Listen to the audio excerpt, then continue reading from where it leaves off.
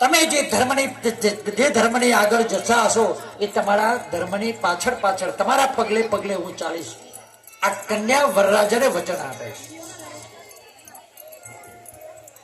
બીજો ફેરો તે અર્થનો છે. અર્થોપાર્જન એટલે પૈસા પેદા કરવા, ધન પ્રાપ્તિ માટે. આપણે કામ ધંધો કરવા માટે પુરુષ જાય છે, પણ એનો અવેર કોણ કરે? કન્યા કરે. પુરુષ સ્ત્રી કરે છે. કમાઈ લાવે પુરુષ, પણ વ્યવહાર સ્ત્રી કરતી હોય, કારણ કે વ્યવહાર બહુ કુશળ હોય.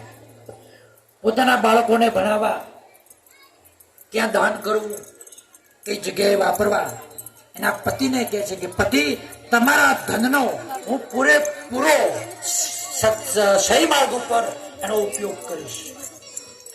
એ મારું વચન છે. તમારા દરેક પૈસાનો એક પાઈ સન્માર્ગે વાપરીશ. આપણા બાળકો માટે, ધર્મ કાર્ય માટે, એના